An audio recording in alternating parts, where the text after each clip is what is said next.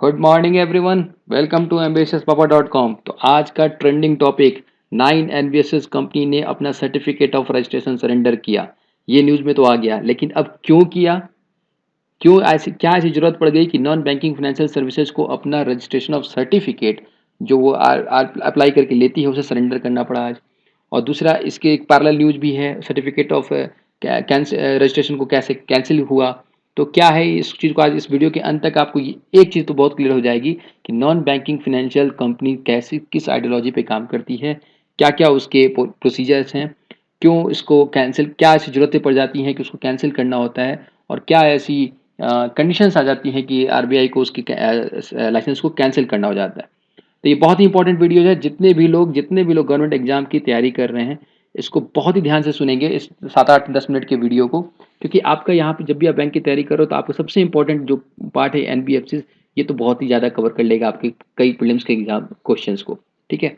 और जब प्रीलिम्स के क्वेश्चंस की बात मैं कर रहा हूँ तो आप मैं एक एक चीज़ हमेशा बोलता हूँ कि आपका नॉलेज भी यहाँ पे बढ़ जाएगा कि क्या ऐसी जरूरतें पड़ गई कि ऐसे एनबीएफसी को करना पड़ गया। तो इसका मतलब कि एनबीएफसी की फ्लो को देखते हैं। तो आइए चलिए देखते हैं। 9 NBFC इंक्लूडिंग, ठीक है। तो न्यूज़ में तो बाद में आएंगे। पहले जितने भी लोग बैंक की तैयारी कर रहे हैं या समझ इस पूरे न्यूज़ को समझना चाहते हैं, उनको सबसे पहले समझने की क्या जरूरत है कि non banking financial company, non banking financial company क्या होती है। ज़्यादातर लोगों को पता होगा नॉन बैंकिंग फाइनेंशियल कंपनी क्या होती है, लेकिन फिर भी मैं यहाँ पे थोड़ा सा समराइज कर देता हूँ नॉन बैंकिंग फाइनेंशियल कंपनी के बारे में। देखिए, non banking financial company companies act 2013 of India के कंपनीज एक्ट 2013 इंडिया के तहत रजिस्टर्ड रहती है। ठीक है। ये इसका मेन मोटिव क्या है? मेन मोटिव मैं आपको सिंपल वर्ड्स में बताऊंगा। मैं ऐसे कोई लाइन पढ़ के कि this belongs to engage in the business of the loans and the advances, acquisition of the shares and the stocks, इस तरह के बहुत सारे डेफिनेशन आपको वेबसाइट्स पे और गूगल पे मिल जाएंगे। लेकिन मेरा यहाँ मतलब है आपको समझाने की नॉन बैंकिंग फाइनेंशियल कंपनी खुलती ही क्यों है। देखो, नॉन बैंकिंग फाइनेंशियल कंपनी क्यों खुलती है, इसको चीज़ को समझने की जरूरत है। ये बैंकिंग को पेंट्रिएट करता है। बैंकिंग को पेंट्रिएट करता है। पेंट्रिएट करने का मतलब क्या होता है? एक लेयर से अंदर लेयर को जाने को पेंट्रिएट बोलते हैं। तो कई ऐसे एरियाज हैं, कई ऐसे जोन्स हैं जहाँ पे बैंकिंग की फैसिलिटी अवेल नहीं हो पाती है, पहुँच पाती है। तो उसको कवर करने के लिए, जैसे कि कल भी बात हो रही थी, उसको कवर करने के लिए गवर्नमेंट को वहाँ पे इंफ्रास्ट्रक्चर सेटअप करना होगा। तो कई ऐसे वॉलंटियर्स, प्राइवेट कंपनी, कई ऐसे प्राइवेट कंपनी वॉलंटियर्स जो होते हैं, वो अपने आप को इसमें आगे मूव फॉरवर्ड करते हैं और बोलते हैं कि ये रिस्पॉन्सिबिलिटी मैं ले लूँगा, मैं एज ए स्मॉल बैंक वहाँ पे काम करूँगा।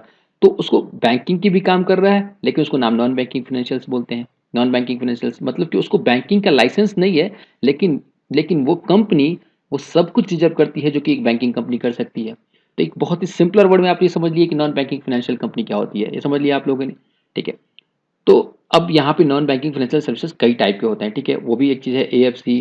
नॉन बैंकिंग फाइनेंशियल सर्विसेज के टाइप्स होते हैं। टाइप्स अगर आप देखना चाहोगे तो उसमें क्या होगा आपका नॉन बैंकिंग फाइनेंशियल सर्विसेज की एएफसी, एसेट फाइनेंस कंपनी। ठीक है। नॉन बैंकिंग फाइनेंशियल सर्विसेज की अगर आपकी बात करोगे, लोन कंपनी होती हैं, इन्वेस्टमेंट कंपनियाँ जो होती हैं, इन्वेस्टमेंट इंफ्रास्ट्रक्चर फाइनेंस कंपनी होती है जो कि कोई इंफ्रास्ट्रक्चर बन रहा है उसके लिए फाइनेंस करने की होती है, इंफ्रास्ट्रक्चर डेब्ट कंपनी फंड होता है। इस तरह करके कई डिफरेंट डिफरेंट टाइप्स की नॉन बैंकिंग फाइनेंशियल कंपनी होती है। ठीक है। तो ये अपने डिफरेंट डिफरेंट पर्पज़ के लिए बनती है और उसको क्या कहते हैं, आरबीआई से रजिस्ट्रेशन लेना होता है। और आरबीआई से रजिस्ट्रेशन लेने के बाद से वो कंपनी जो है बिल्कुल वर्क करने लगती है एनबीएफसी की तरह। तो अब आपके दिमाग में दो क्वेश्चन आ रहा होगा। अब आपके दिमाग में एक क्वेश्चन आ रहा होगा कि जब ये पूरा ही सब कुछ बैंक की तरह काम करती है तो इसे बैंक ही क्यों नहीं बोलते। ठीक है, इसके और बैंक में डिफरेंस क्या हो गया, ये क्वेश्चन आ रहा है। ठीक है, इसका आंसर बहुत सिंपल वर्ड में देता हूँ मैं आपको। मैं बोलता डेफिनेशन पे नहीं जाएंगे बिल्कुल भी, बस आपको समझाने के लिए। देखिए, बैंक किसी भी बैंक के लिए बैंकिंग लाइसेंस की जरूरत होती है। एनबीएफसी कंपनी बिना बैंकिंग लाइसेंस के चल जाती है। एनबीएफसी कंपनी बिना बैंकिंग लाइसेंस के चल जाती है। एनबीएफसी बैंकिंग डिमांड डिपॉजिट्स को एक्सेप्ट नहीं कर सकता, डीडी को एक्सेप्ट नहीं कर, डिमांड डिपॉजिट्स को एक्सेप्ट नहीं कर सकता, ये याद रखना है। एनबीएफसी किसी भी part of the payment system नहीं होगा। पेमेंट या सेटलमेंट करने के लिए एनबीएफसी कंपनी की जरूरत नहीं होगी। एनबीएफसी अपना कोई भी चेक इशू नहीं कर सकता। ठीक है, इस तरह की कंपनी है। तो इन सब चीज़ों को एनबीएफसी पे, तो एनबीएफसी को बैंकिंग से थोड़ा सा अलग करने के लिए कुछ लिमिटेशंस लगाई गई हैं।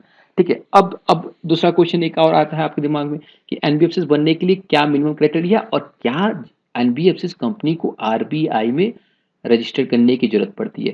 देखो यहाँ एक बहुत ट्रिकी है, मैं आपको बता रहा हूँ, आप इसको बहुत ध्यान से सुनेंगे। एनबीएफसीज़, हर एनबीएफसीज़ को आरबीआई से रजिस्ट्रेशन कराना मस्ट है। लेकिन क्वेश्चन यहीं पे बनता है प्रीलिम्स से, प्रीलिम्स पे क्वेश्चन यहीं से बनता है। देखो आपको यहाँ पे अब तो बिल्कुल समझ में आ गया कि एनबीएफसीज़ कंपनी जो है वो आरबीआई से रजिस्ट्रेशन के बाद ही एनबीएफसीज़ कंपनी डिक्लेयर्ड होगी।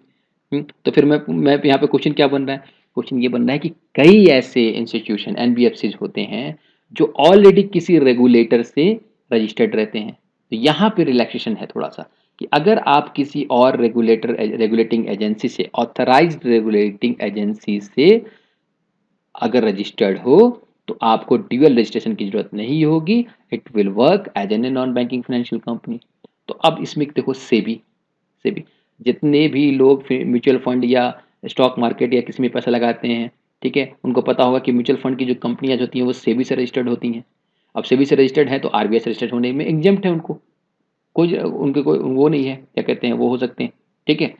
दूसरा, या IRDA, regulatory development authority, insurance regulatory development authority, IRDA से कोई अगर इंस्टीट्यूशन ऑलरेडी रजिस्टर्ड है उसको भी आरबीआई से रजिस्टर्ड करने की जरूरत नहीं है। तो इस तरह के एग्जाम्पशंस मिले हुए हैं। तो ये आपका यहाँ पे ट्रिक है। ठीक है, एनबीएफसी को की सारी कंपनियों को आरबीआई से रजिस्टर होने की जरूरत है, लेकिन ड्यूअल रजिस्ट्रेशन के केस में अगर वो ऑलरेडी किसी ऑथराइज रेगुलेटरी बॉडी से रजिस्टर्ड है तो उसे यहाँ पे एग्जाम्पशन मिला हुआ है। ठीक है, ये चीज आप क्लियर समझ गए। अब एनबीएफसी बैंकिंग बनने के लिए क्या दो क्राइटेरिया, जो तो मोस्ट इंपॉर्टेंट, किसी भी कंपनी, कोई भी कंपनी को नॉन बैंकिंग फाइनेंशियल सर्विसेज बनने की लिए दो कंडीशन है। एक कंडीशन ये है कि वो company section 3 of company act में रजिस्टर्ड होनी चाहिए।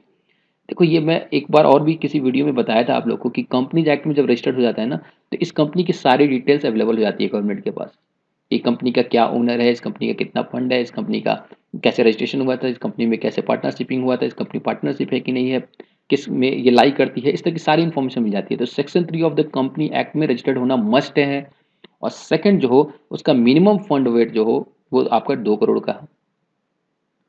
अब इस चीज को याद रखना, इसको मैं यूज करूंगा, इस चीज को याद रखना। ठीक है। अब ठीक है, ये सब तो ठीक है, डेफिनेशन की बातें होगी। अब आपको एक चीज और दिमाग में आ रहा हो कि एनबीएफसी बैंक कंपनी को करता काम कैसे करता होगा यार, ये तो बिल्कुल, ये तो क्या कहते हैं, इसको लोन देना है आगे कस्टमर्स को, यूजर्स को लोन देती है, इंफ्रास्ट्रक्चर कंपनी को लोन देती है, तो पैसा इसके पास आता कहाँ से, इसके पास पैसा कहाँ से आता है? तो यहीं पे क्वेश्चन बनता है और यहीं पे इसका आंसर छुपा हुआ है जिसकी हम लोग आज टॉपिक का जिक्र कर रहे हैं। देखो एनबीएफसी कंपनी के या तो वो बैंक से लोन लेती है, बैंक से लोन लेती है, बैंक से लोन लेती है, ठीक है, और आगे कंज्यूमर को पास करती है। ठीक है, यही बात हुई थी ना, एक हम लोग का वीडियो है एलटीआरओ के बारे में, टीएलटीआरओ, ambitiousbaba.com पे आपको टीएलटीआरओ के बारे में पूरा कंसेप्ट समझ में आ जाएगा, target long term reverse operation क्या है। ठीक है, तो उसमें यही तो बात हो रही थी कि बैंक ये कह रहा था कि NBFC companies are failed to give us back. जो भी एनबीएफसी बैंक जो है, एनबीएफसी कंपनी जो है बैंक से लोन ले रही है वो आगे कंज्यूमर को दे रही है, तो लेकिन वो हम लोग को वापस करने में फेल हो जा रही है। इससे बैंक में थोड़ा सा रिस्ट्रिक्ट हो गई थी कि हम एनबीएफसी को पैसा नहीं देंगे। ठीक है, लेकिन बाद में आरबीआई और गवर्नमेंट ने उसमें लिक्विडिटी इन्फ्यूज कराई है, कई हजार करोड़ की, 50,000 करोड़ की, आपने इस तरह की न्यूज़ देखा होगा, 1 लाख करोड़ तक की एनबीएफसी में लिक्विडिटी इन्फ्यूज कराई है। तो ये सब चीज़ें इसलिए होता है कि एनबीएफसी का मोरल डाउन ना हो एक तरफ से। और देखिए अभी हाल में ही आप देख रहे हो कि ये जो 20 लाख करोड़ का जो पैकेज अनाउंस हुआ था निर्मला सीतारमन जी के केस में, उसमें भी एनपीएफसी को हेल्प करने के लिए या माइक्रो फाइनेंस इंस्टीट्यूशन करने के लिए काफ़ी लिक्विडिटी इन्फ्यूज की गई थी। तो ये थोड़ा सा कॉन्ट्रडिक्टरी है, एक तरफ वो बोल रहे हैं कि हमने इस पे लिक्विडिटी इन्फ्यूज करने के लिए कुछ पैसे दे रहे हैं, ठीक है, और दूसरी तरफ एनबीएफसी कंपनी जो है वो छोड़ रही है, आज सरेंडर की अपने रजिस्ट्रेशन को। तो इसके पीछे एक सबसे बड़ा कारण मैं आपको बताता हूँ, सबसे बड़ा कारण बहुत ही इंपॉर्टेंट है, ध्यान से सुनना।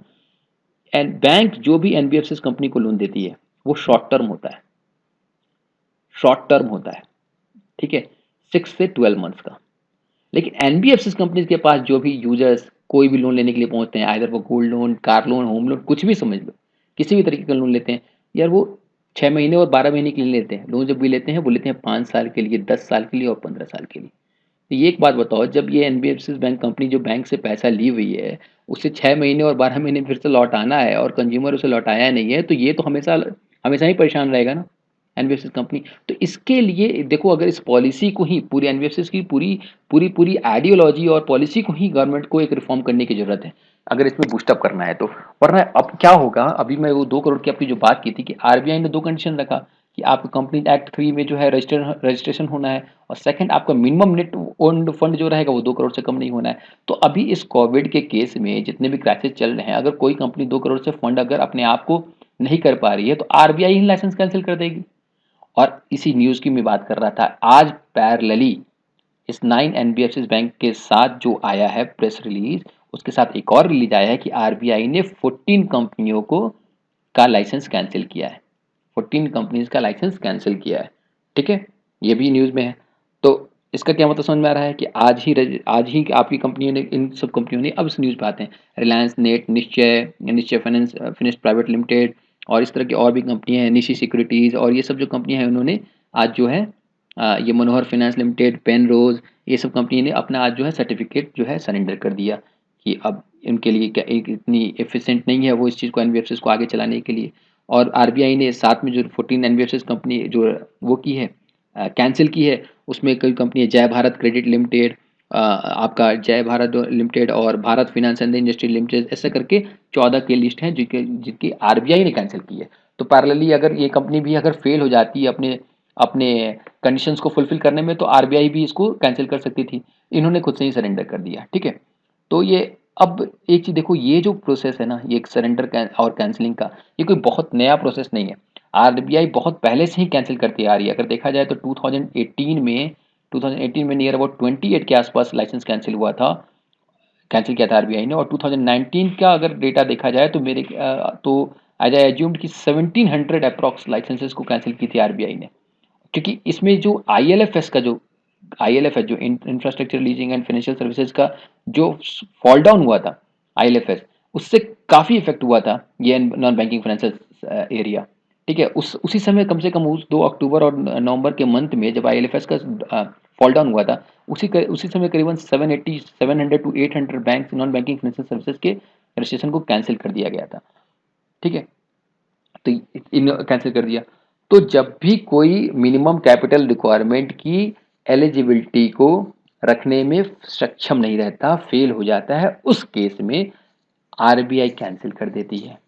अगर नॉन बैंकिंग फाइनेंशियल सर्विसेज को लगता है कि वो इस चीज़ को आगे कंटिन्यू नहीं कर पाएगा, तो वो सरेंडर कर देती है। तो ये प्रोसेस चलता आ रहा है, ये प्रोसेस चलता है। और देखो, अभी जब एनबीएफसी की बात चली रही है, तो एनबीएफसी के बारे में आपको एक चीज़ बताता हूँ कि कुछ नॉन बैंकिंग फाइनेंशियल कंपनीज है ना, वो बहुत ही अच्छा कर रही है। जैसे कि power finance and corporation limited, PFCL, ये नॉन बैंकिंग फाइनेंशियल सर्विसेज के एरिया में आता है, और ये बहुत ही अच्छा कर रही है। अगर आप लिस्ट देखो, टॉप 10 में ही रहता है पीएफसीएल। और एक और इन्फॉर्मेशन, छोटी सी इन्फॉर्मेशन आपको देता हूँ कि सबसे पहली नॉन बैंकिंग फाइनेंशियल सर्विसेज कौन सी है? मुथूट फाइनेंस। ठीक है, मुथूट फाइनेंस लिमिटेड। ऑफिशियली अगर देखा जाए एनबीएफसी की लिस्ट में, ये सबसे पहला नॉन बैंकिंग फाइनेंशियल कंपनी है। तो नॉन बैंकिंग फाइनेंशियल कंपनी के बारे में आज आपने जो जाना, जो चीज़ सिंपलर वर्ड में समझा है, उस चीज़ को आप ध्यान दें। और इस पे और भी जो भी अपडेट होगा, ambitiousbaba.com की तरफ से उस पर वीडियो अपलोड कर दिया जाएगा। ठीक है, तो आपको ये कौन कौन सी कंपनी ने रजिस्ट्रेशन अपना सरेंडर किया है, और कौन कौन सी कंपनी ने आपको क्या कहते हैं कैंसिल हुआ है, ये सब आपके लिए लिस्ट इंपॉर्टेंट है। लिस्ट इंपॉर्टेंट है, इसका नाम से मतलब नहीं है। हाँ, कुछ चीज़ें इंपॉर्टेंट है वो देख लेना, जैसे कुछ इंपॉर्टेंट नाम है उसको देख लेना। लेकिन समझना ये है कि क्राइसिस क्यों आ रहा है, क्राइसिस के पीछे मेन वजह क्या है, और क्राइसिस के कारण क्या एक्शन लेना पड़ रहा है। ठीक है, और वो सब जो दो इम्पोर्टेंट है, दो इम्पोर्टेंट क्या पॉइंट है, गाइडलाइंस है जिसके एनबीएफसी लाइसेंस को पाने के लिए, तो वो सब चीज़ें दो बहुत इंपॉर्टेंट है, उस चीज़ को हमेशा दिमाग में रखना है। ठीक है, till then keep going ahead. ठीक है, और अच्छे से प्रिपरेशन कीजिए। ओके, और ambitiousbaba.com के टेलीग्राम चैनल को और इंस्टाग्राम के चैनल को और इनके जो ऐप हैं, इसको आप डाउनलोड करें, और यूट्यूब पे चैनल्स को सब्सक्राइब करें। इस तरह के रेगुलर अपडेट्स के साथ हम लोग आते रहेंगे। और अगर आप लोगों को लगता है कि कोई और टॉपिक को डिटेल में समझाना है, तो please refer to the comment section में आप डालिए, और हम लोग उसके पे एक अच्छी सी वीडियो लेकर आएंगे। Okay then, thank you.